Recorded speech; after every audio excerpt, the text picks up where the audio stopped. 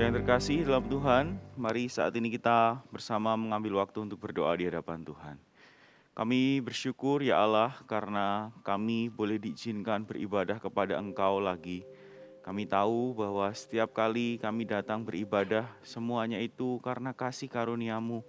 Itu bukan karena kami sendiri, tapi melainkan karena Roh Kudus yang menolong setiap kami, menggerakkan dan mengingatkan setiap kami untuk kami boleh memuji dan menyembah Engkau. Tuhan, sebentar kami mau mendengarkan firman-Mu. Biarlah kiranya firman-Mu yang kami dengarkan boleh tertanam dalam hati kami, dan kami boleh menghidupinya di dalam kehidupan kami hari lepas hari. Terima kasih ya Tuhan, berbicaralah karena kami siap mendengarkan. Di dalam nama Yesus kami berdoa. Amin. Shalom, saudara yang terkasih dalam Tuhan. Bersyukur bahwa hari ini kita masih diberikan kesempatan oleh Tuhan untuk beribadah. Ya, meskipun kembali lagi kita beribadah secara online, tetapi kita percaya bahwa apapun yang terjadi di dalam kehidupan setiap kita, Allah itu pegang kendali di dalamnya. Nah, hari ini firman Tuhan diberikan judul Hidup untuk apa yang benar-benar penting. Sudah kita akan memulai satu pembahasan dari buku yang ditulis oleh Bapak Edmund Chan, yaitu bukunya berjudul Roots and Wings. Sudah, mari kita membaca bagian firman Tuhan yang terambil dari 1 Samuel pasalnya yang ke-15. Kita tidak akan baca semuanya. Saya akan mengambil beberapa bagian yang penting saja. Silakan dipersiapkan Alkitabnya masing-masing. Kita akan bersama-sama mendengarkan pembacaan firman Tuhan ini. Ayat yang pertama sampai ayat yang ketiga berkata demikian.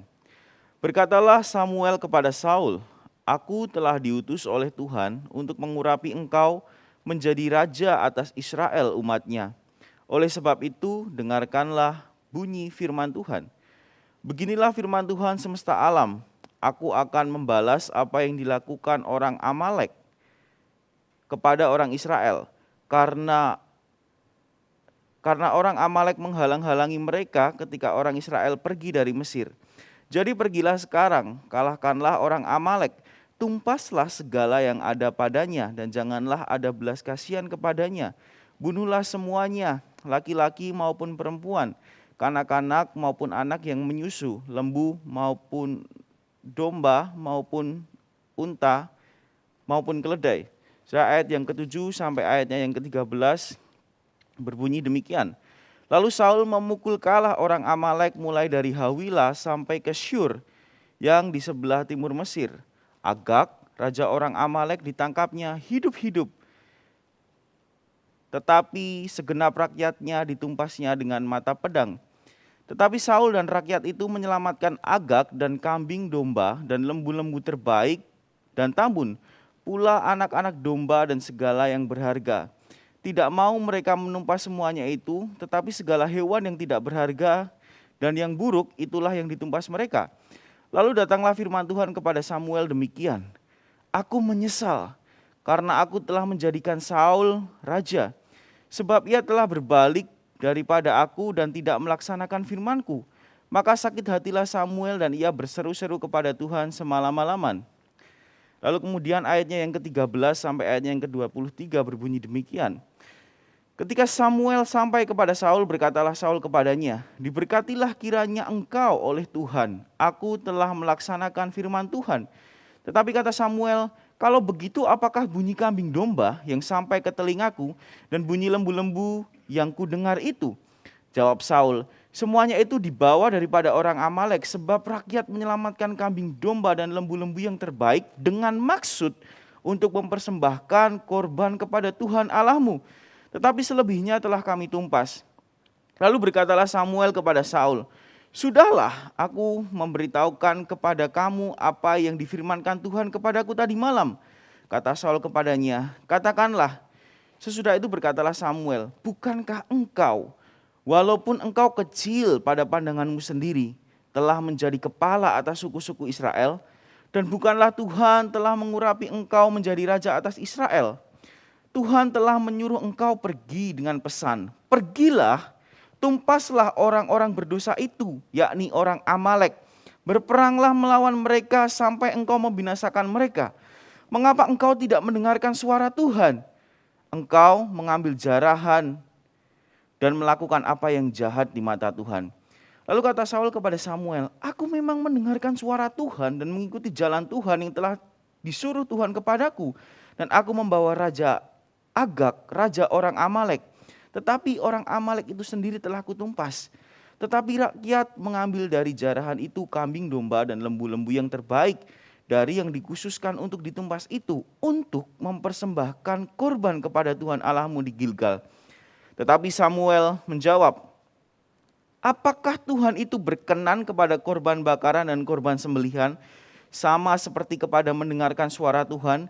Sesungguhnya mendengarkan lebih baik daripada korban sembelihan, memperhatikan lebih baik daripada lemak domba jantan. Sebab pendurhakaan adalah sama seperti dosa bertenung, dan kedegilan adalah sama seperti menyembah berhala dan terafim. Karena engkau telah menolak firman Tuhan, maka ia telah menolak engkau sebagai raja. Ayat yang ke-35, sampai hari matinya Samuel tidak melihat Saul lagi, tetapi Samuel berduka cita karena Saul, dan Tuhan menyesal karena ia menjadikan Saul raja atas Israel. Yang terkasih, sebelum saya lebih jauh membahas firman Tuhan ini, mari kita melihat video yang akan saya putar berikut ini. Or mango. Scooter or mango? Or mango. One bicycle or mango? One mango. Best friend or mango? One mango. I'm sorry, bro. Mango or PlayStation 5? One mango. One mango or TV? One mango. Bro, are you sure? Yes. Two mangoes or TV? Two mangoes.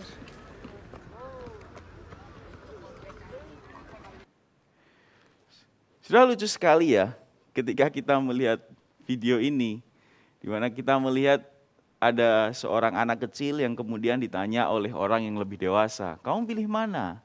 Satu mangga atau PlayStation 5 misalnya, dia tetap pilih mangga. Kamu pilih mana? Satu mangga atau sepeda? Dia tetap memilih mangga. Ditanya lagi nih, kamu mau pilih mana? Satu mangga atau best friend kamu? Dia tetap milih satu mangga. Dan terakhir dia tanya, oke, satu mangga atau TV? Tetap milih mangga. Dan terakhir ditanya, apa ya yang terakhir tadi ya? Katakanlah, kamu pilih 2 mangga atau pilih TV ini? Nah, akhirnya dia memilih 2 mangga, lalu dia pergi. Nah, di sini kita melihat lucu sekali ya, bahwa anak kecil ini tidak bisa membedakan barang mana yang lebih penting. Dia tidak bisa memilih apa yang lebih berguna buat dia, malah dia memilih apa yang tidak berguna bagi dia sebenarnya. Kalau dia memilih satu sepeda daripada mangga itu, tentu itu lebih worth it ya. Tetapi pada akhirnya anak ini tidak bisa membedakan mana yang penting daripada mana yang kurang penting. Nah, tapi tahukah walaupun video ini lucu, ini seringkali kejadian juga di dalam kehidupan kita. Di mana seringkali kalau kita boleh jujur mengakui, kita itu gagal membedakan mana yang lebih penting daripada mana yang kurang penting di dalam kehidupan kita. Atau kita gagal membedakan mana yang lebih penting daripada yang tidak penting. Saudara, Edmund Chan di dalam bukunya Roots and Wings berkata seperti ini. Kita harus membedakan apa yang bernilai dan apa yang tidak bernilai. Banyak orang tanpa sadar telah membuat keduanya bertukar tempat di dalam kehidupan mereka. Sangatlah penting untuk berpegang teguh pada nilai-nilai ilahi, sehingga kita dapat hidup bijaksana dan sanggup mengenali apa yang benar-benar penting. Jika tidak, apa yang kita miliki bisa ganti memiliki kita. Karena apa yang kita sedang pegang erat sebenarnya sedang berpegang erat pada kita. Saudara, perkataan ini saya rasa benar ya. Kalau kita memegang sesuatu dengan erat, di sisi lain sebenarnya sesuatu itu juga sedang berpegangan erat pada setiap kita. Kalau misalnya kita tidak bisa membedakan mana yang penting dan mana yang kurang penting, dan kita menghidupi hal-hal yang kurang penting itu, maka seringkali hal-hal itulah yang menjadi fokus di dalam hidup kita. Nah saudara, untuk kita mengetahui mana yang penting bagi diri kita, perlu kemudian kita jujur bertanya ke dalam hati kita yang terdalam. Sebenarnya apa yang saya cintai di dalam hidup ini? Apa hasrat yang saya miliki di dalam hidup ini? apa yang kita sungguh-sungguh inginkan, saudara, di dalam hidup ini. Kalau kita menanyakan itu semua ke dalam diri kita, maka kita akan mengerti siapa kita sebenarnya. Karena siapa kita itu ditentukan dari apa yang kita cinta, bukan? Apa yang kita cintai itu mendefinisikan kemudian siapa diri kita. Jika demikian muncul pertanyaan, nah sebenarnya apa sih yang benar-benar penting bagi kita orang percaya? Nah kalau kita melihat di dalam kisah tadi, maka kita akan menemukan dan kita akan bersama belajar untuk mengetahui dan menghidupi apa yang sebenarnya penting bagi kita. Saudara, apa yang penting bagi kita? Yang penting adalah mendengar dan mengikuti perintah Tuhan. Saudara, inilah hal yang penting di dalam kehidupan kita. Bahwa yang menjadi prioritas di dalam diri kita itu adalah mendengar dan mengikuti perintah Tuhan. Saudara, tadi kita menyaksikan sebuah kisah, sebuah ketidaktaatan yang dilakukan oleh seorang raja yang dipilih Tuhan untuk memimpin umat pilihannya. Jelas di dalam bagian ini kita melihat bahwa Raja Saul itu tidak hidup dengan prioritas yang benar di hadapan Tuhan. Ia tidak hidup untuk apa yang benar-benar penting. Ia lebih memilih mendengarkan suara rakyat daripada suara Tuhan yang telah memilihnya. Nah, tapi kalau kita melihat bagian ini dengan sesama, maka sebenarnya ini adalah sebuah puncak dari sikap tidak mau mendengarkan, tidak hanya Raja Saul, tetapi siapa? Bangsa Israel secara keseluruhan. Setelah kisah ini sebenarnya dimulai dari 1 Samuel pasal yang ke-8, di mana para tua-tua bangsa itu datang kepada Samuel dan kemudian meminta raja kepada Samuel. Mereka meminta raja dan berkata, kami menginginkan raja supaya kami menjadi seperti bangsa-bangsa lain. 1 Samuel pasal yang ke-8 ayatnya yang ke-5, saudara. Mereka itu pengen kayak bangsa lain sehingga mereka meminta raja. Karena memang pada saat itu bangsa di sekitar Israel itu memiliki figur raja. Dan masing-masing punya karakternya sendiri. Sehingga Israel itu juga kepengen kayak gitu dipimpin oleh seorang raja. Permintaan ini adalah permintaan yang sebenarnya, sorry to say ya, kurang ajar dari bangsa Israel. Kenapa bisa begitu? Karena selama ini mereka dipimpin oleh Allah sendiri melalui perantaraan para hakim tentunya. Tetapi Allah lah yang sebenarnya menjadi raja atas mereka dan Allah itu berkata bahwa mereka itu menolak aku. Ya. Bangsa Israel itu ketika mereka meminta raja, mereka sebenarnya sedang menolak Allah. Nah, oleh karena permintaan inilah Samuel kemudian diberi firman oleh Tuhan. Dikatakan seperti ini, dengarkanlah perkataan bangsa itu dalam segala hal yang dikatakan mereka kepadamu. Sebab bukan engkau yang mereka tolak, tetapi akulah yang mereka tolak. Kata Tuhan seperti itu ya. Supaya jangan aku menjadi raja atas mereka. 1 Samuel 8 ayatnya yang ke-7. So di dalam pasal ini Samuel juga sebenarnya sudah memperingatkan ya kepada bangsa Israel.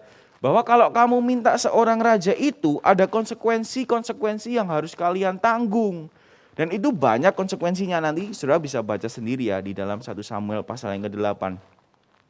Tetapi di dalam 1 Samuel 8 ayatnya yang ke-19 mereka itu ngomong kepada Samuel seperti ini. Tidak harus ada raja atas kami. Waduh. Permintaan yang ngotot Bapak Ibu Saudara sekalian, permintaan yang mereka tuh insist, pokoknya saya tuh pengen punya raja seperti bangsa-bangsa lain. Ya udah, setelah itu dipilihlah Saul menjadi raja pertama atas mereka. Nah, Saul ini memimpin Israel selama beberapa waktu lamanya. Sebenarnya kurang begitu jelas ya beberapa lama dia memimpin bangsa Israel itu. Kalau di dalam 1 Samuel 13 pasal yang pertama maka akan dikatakan 2 tahun aja. Tetapi sebenarnya bagian itu di dalam teks bahasa Ibrani aslinya, bagian berapa tahun Samuel memimpin bangsa Israel itu nggak kelihatan sebenarnya. Angkanya itu hilang. Bahkan di dalam perjanjian lama yang diterjemahkan ke bahasa Yunani, Septuaginta, itu juga nggak kelihatan. Nah, bagian ini agak cukup membingungkan berapa lama Saul memimpin bangsa Israel. Ada yang ngomong 42 tahun, ada yang ngomong 22 tahun, tapi ada yang ngomong 2 tahun aja. Nah, tapi itu nggak menjadi terlalu masalah. Yang kita tahu adalah bahwa Saul diberikan kesempatan untuk kemudian memimpin bangsa Israel. Nah, saudara, di dalam masa kepemimpinannya, Saul diberikan kesempatan untuk mengalahkan orang Amalek yang memang menjadi musuh bebuyutan bangsa Israel. Dikatakan karena mereka itu menghalang-halangi bangsa Israel ketika mereka keluar dari tanah Mesir. Dia diminta untuk berperang dengan catatan, saudara, Saul dan bangsa Israel diminta untuk melenyapkan semua yang ada. Saudara, zaman itu masih zamannya perang ya. Masih ada zamannya peperangan. Bangsa Israel berperang melawan orang Amalek dan kemudian Tuhan berkata, tolong semuanya dibinasakan. Tetapi kita melihat sesuatu yang sangat berbeda ketika kita membaca di dalam 1 Samuel pasal yang ke-15. Saul melakukan kesalahan yang sangat fatal di hadapan Tuhan, saudara. Nah, setidaknya ada beberapa kesalahan yang di dalam catatan saya ya. Yang pertama, saudara, Saul itu mengikuti kemauan dirinya dan kemauan orang banyak daripada mengikuti kehendak Allah. Saudara, Saul mengikuti kehendak diri dan kemauan orang banyak daripada dia mengikuti kehendak Allah yang sudah berfirman kepada dia. Perintahnya apa? Jelas, tolong semuanya dibinasakan. Tetapi apa yang dilakukan? Dia mengambil ternak yang terbaik. Lembu-lembu, domba-domba yang baik diambil. Dengan dalih apa? Saya mau mempersembahkan ini kepada Tuhan. Dia pikir Tuhan bisa disogok ya. Saul dan bangsa Israel berpikir bahwa oh iya, kalau saya melakukan kesalahan lalu saya nyogok Tuhan, Tuhan bisa kok, pasti Tuhan mau kok berkompromi dengan saya. Sudah sama ya, seperti seorang ayah gitu ya. Ayah ini ngomong kepada anaknya, nak, kamu belajar yang baik, kalau kamu kesulitan di matematika enggak apa-apa, belajar yang baik. Berapapun nilaimu, papa pasti senang karena papa melihat usahamu. Hari itu dia mendapatkan nilai 8 di matematika dan papanya senang. Kenapa? Karena dia mengikuti perintah papanya, belajar dengan baik dan yang terutama dia tidak mencontek di dalam ulangan itu. Next ulangan, ketika anaknya itu membawa nilai 10 dan berkata kepada papanya, "Pah, saya dapat nilai 10, tapi saya nyontek loh ini." Apakah papahnya disenangkan? Apakah papahnya bisa disogok? Meskipun dia dapat nilai 10, kalau dia tidak mengikuti perintah papanya juga pasti akan sedih. Sama, dia pikir Tuhan itu bisa disogok. Ternyata tidak, saudara. Lalu kesalahan Saul yang kedua itu apa? Saul berpikir bahwa dia itu begitu takut akan pandangan publik menjadi negatif terhadap dirinya. Di sana dikatakan jelas ya, rakyat itu mengambil lembu-lembu, mengambil domba-domba yang baik, saudara.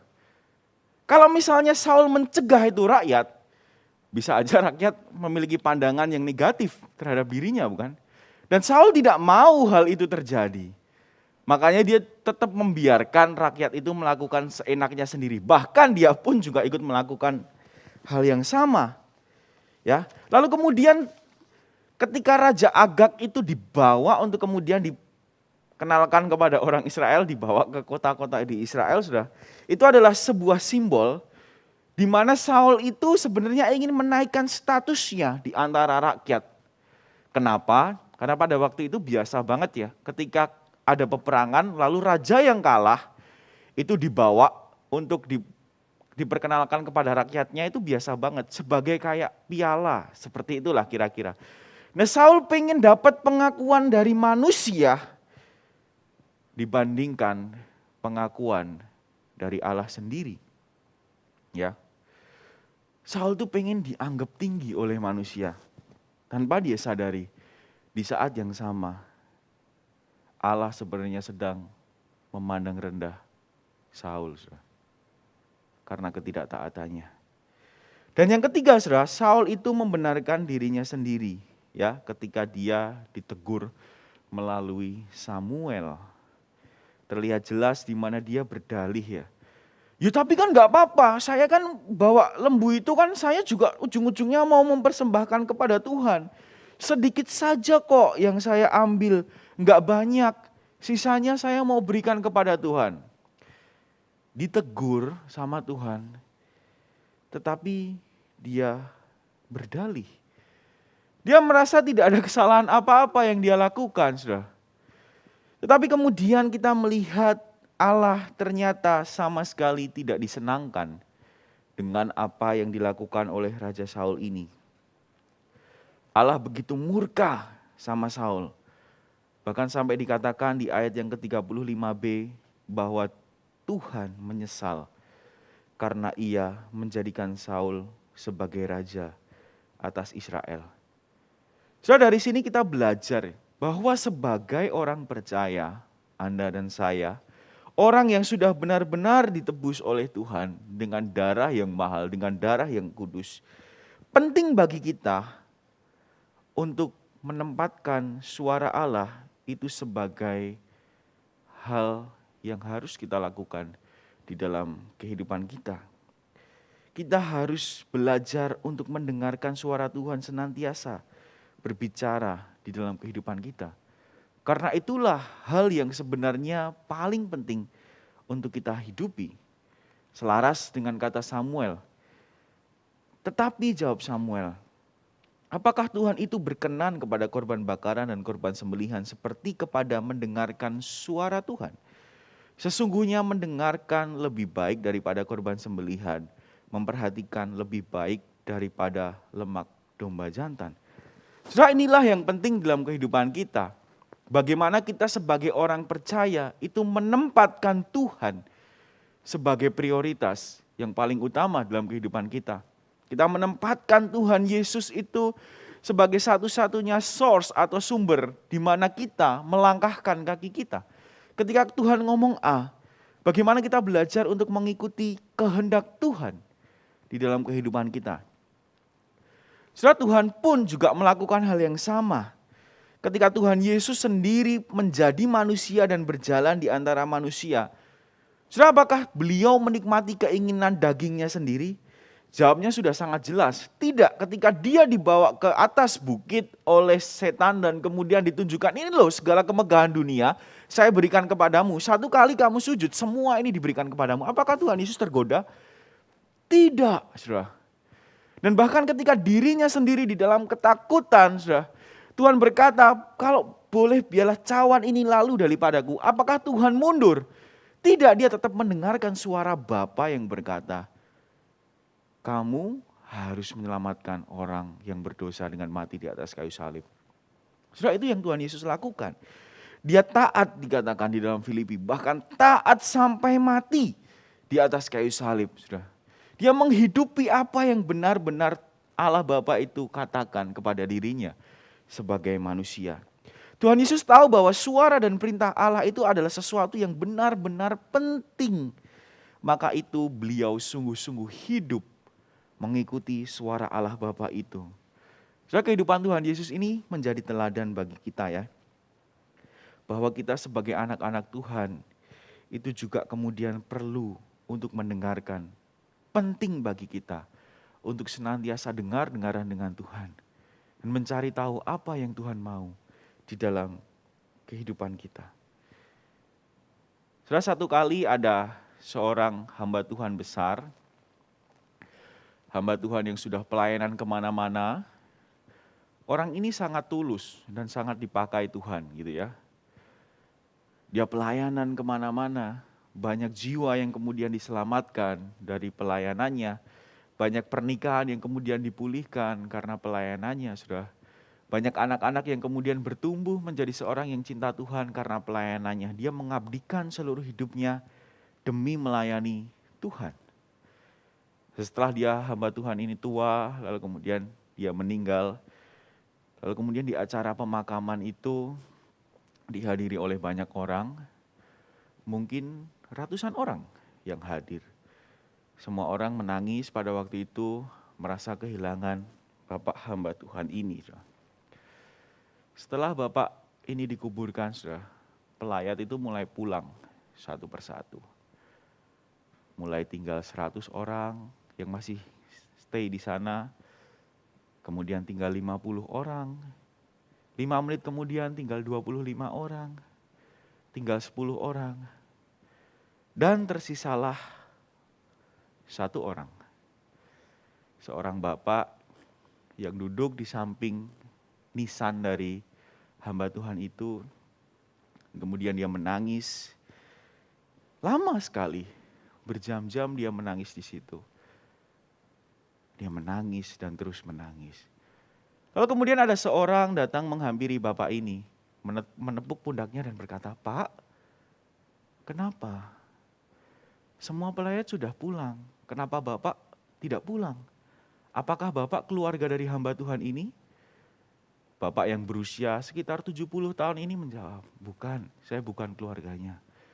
"Kalau bapak bukan keluarganya, lantas kenapa bapak menangis?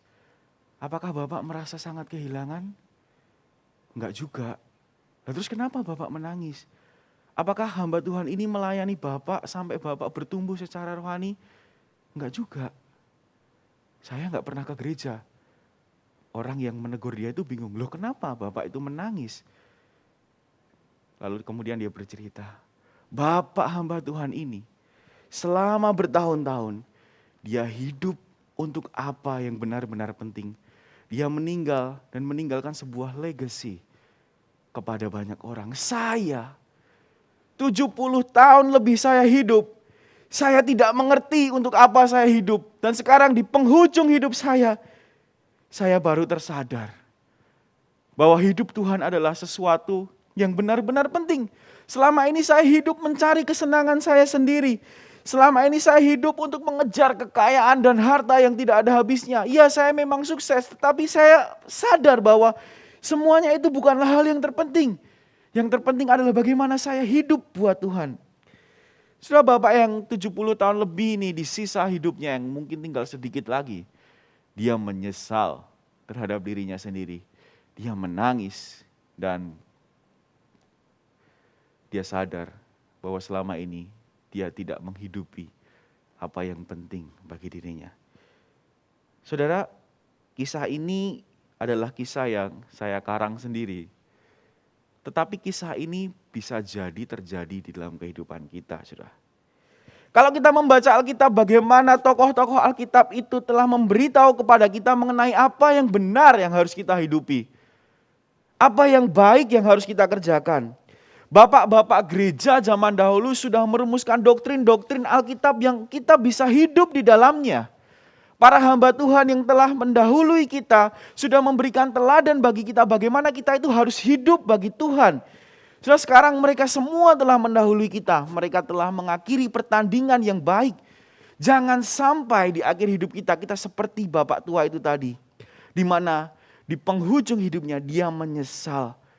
Karena selama hidup hanya mengejar keinginan hati semata, melakukan jerih lelah dengan tidak ada batasnya untuk mewujudkan aktualisasi dirinya.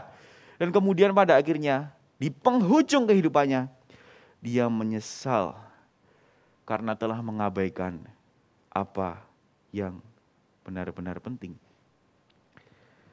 Saudara, mari kita tanya ke dalam hati kita masing-masing.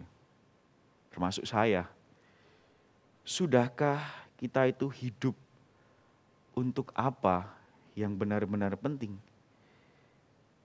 Saudara, kalau Tuhan menegur kita hari ini, dengan tunduk di hadapan Tuhan, mari kita minta ampun sama Tuhan. Kita katakan, "Ampuni saya Tuhan, jikalau selama ini saya enggan untuk mendengarkan suara-Mu.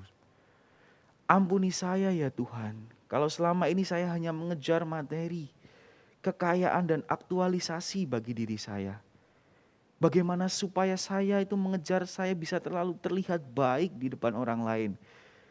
Ampuni saya ya Tuhan, kalau selama ini saya tidak mengerjakan keselamatan yang Tuhan beri dengan melayani Tuhan." Saya yang terkasih dalam Tuhan, mari sama-sama kita koreksi kehidupan kita. Setelah poin yang kedua di dalam firman Tuhan ini adalah bagaimana sih sebenarnya kita bisa hidup untuk apa yang benar-benar penting, saudara. Kita harus melakukan reorientasi radikal di dalam kehidupan kita. orientasi hidup kita harus berubah. Dalam Kolose 3 ayat 1 sampai 3 yang tadi juga sudah kita baca, di sana dikatakan, karena itu kalau kamu dibangkitkan bersama dengan Kristus, carilah perkara yang di atas, di mana Kristus ada, duduk di sebelah kanan Allah. Pikirkanlah perkara-perkara yang di atas, bukan yang di bumi, sebab kamu telah mati dan hidupmu tersembunyi bersama dengan Kristus di dalam Allah. Dalam bagian ini, Pendeta Edmund Chan berkata bahwa memikirkan sesuatu yang di atas itu maksudnya adalah kita itu perlu mengubah pola pikir kita yang mungkin selama ini terpaku pada hal-hal yang duniawi dan kita mengarahkannya kepada hal-hal yang surgawi. Saudara.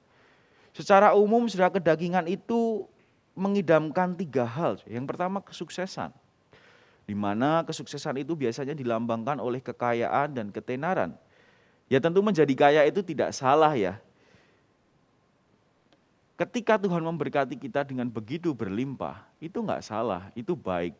Tetapi kalau kita melupakan Tuhan dan kemudian hanya mengejar materi semata, atau kita menjadikan kekayaan itu sebagai satu-satunya tujuan hidup, itulah yang kemudian salah sudah di mata Tuhan. Lalu yang kedua, kedagingan itu menginginkan keamanan dalam kehidupan kita. Yang terkasih dalam Tuhan, kita itu maunya aman terus.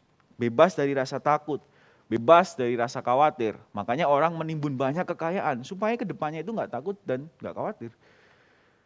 Tetapi ketika kita menjadikan keamanan itu sebagai tujuan hidup kita satu-satunya, maka hal itu menjadi salah di hadapan Tuhan. Kalau kita berdoa minta keamanan sama Tuhan itu tidak salah. Tetapi kalau kita menjadikan itu sebagai fokus dan kita hidup hanya untuk mengejar itu salah. Kedagingan juga menawarkan kepada kita keberhargaan diri yang biasanya selalu dikaitkan dengan prestasi, status sosial, dan pengaruh. Terus sekali lagi tidak salah untuk kita mengejar prestasi, tetapi itu bukanlah satu-satunya tujuan hidup kita. Melalui Kolose 3 ayat 1 sampai 3 ini, kita perlu pertama-tama memiliki perspektif yang lain. Kita harus melihat kepada sesuatu yang di atas. Kalau saya boleh sederhanakan, kita harus memfokuskan diri untuk membangun hubungan pribadi dengan Tuhan. Kita perlu untuk mengusahakan kekudusan. Kita perlu untuk memperjuangkan pelayanan bagi Tuhan. Jika kita sudah melakukan hal itu semua, dan ketika Tuhan memberkati kita dengan hal-hal yang saya sebutkan di belakang tadi, maka hal itu adalah berkat Tuhan yang bisa kita nikmati. Kejar dulu yang di atas, maka semuanya akan menyertainya. Kejarlah hal yang tertinggi, yaitu hubungan dengan Tuhan.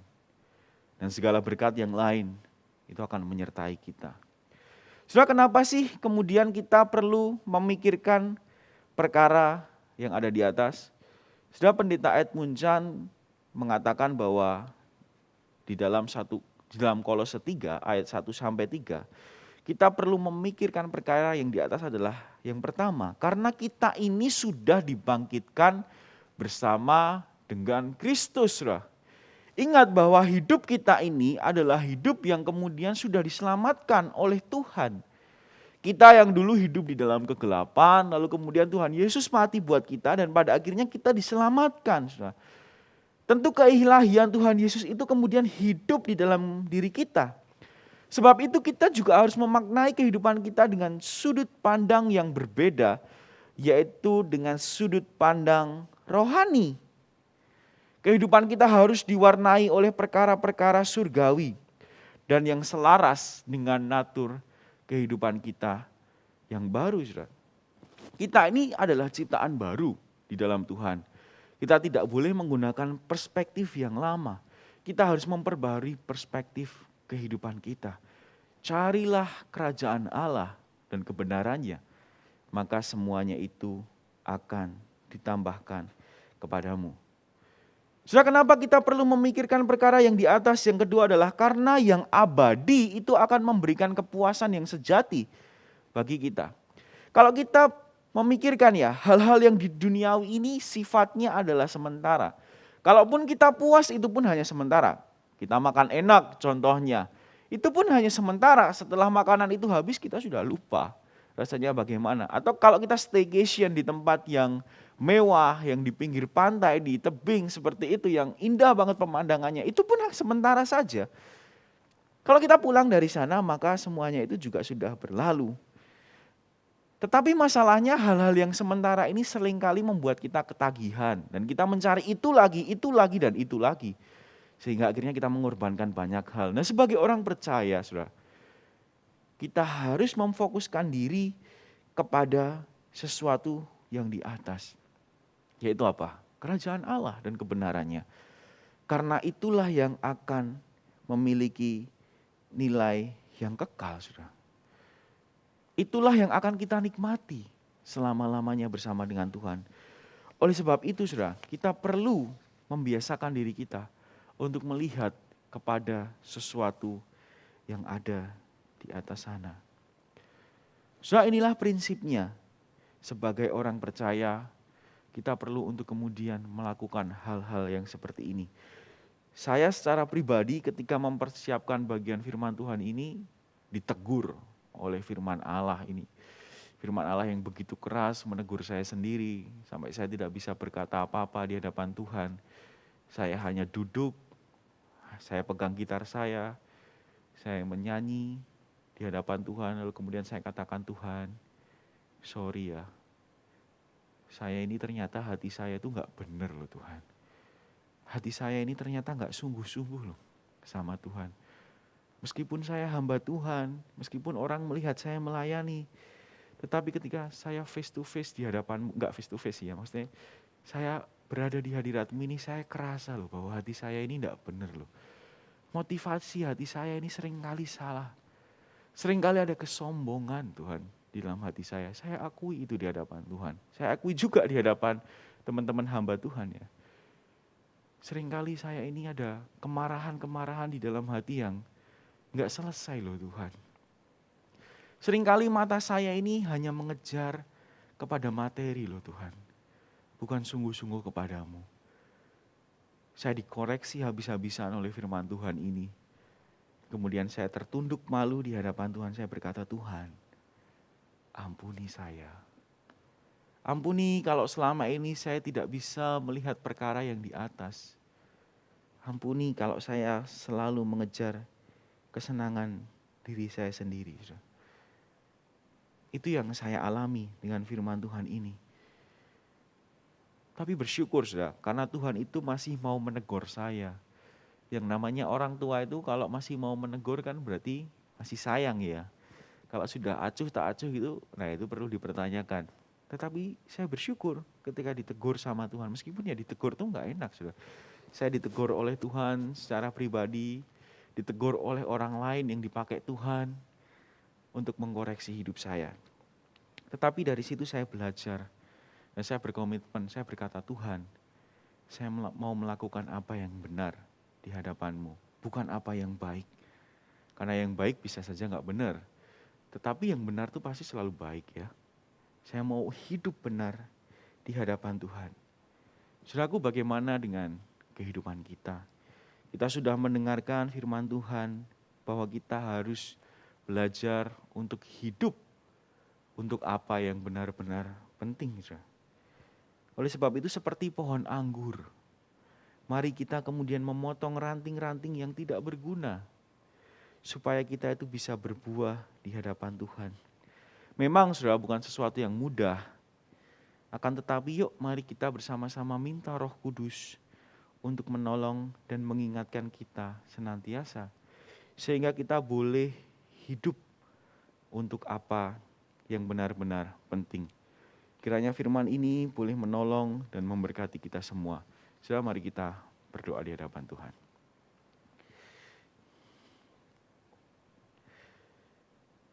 Bapa di dalam surga, kami mengucapkan syukur kami kepada Engkau karena Tuhan telah menolong kami hari ini untuk mendengarkan firman Tuhan, di mana kami ya Tuhan harus belajar hidup untuk apa yang benar-benar penting bagi kami. Dan kami tahu dan kami sadari bahwa yang terpenting di dalam hidup ini adalah mendengarkan suara-Mu, dan kami mau hidup bagi Tuhan. Bapak, tolong jemaat-Mu, tolong hamba-Mu juga di dalam perjalanan kami di dunia ini yang kami tidak tahu kapan ujungnya. Kami selalu menempatkan Tuhan sebagai prioritas yang nomor satu, sebagai prioritas yang tertinggi di dalam kehidupan kami. Kami mencari kerajaan Allah dan kebenarannya lebih daripada kami mencari hal-hal yang ada di dunia ini.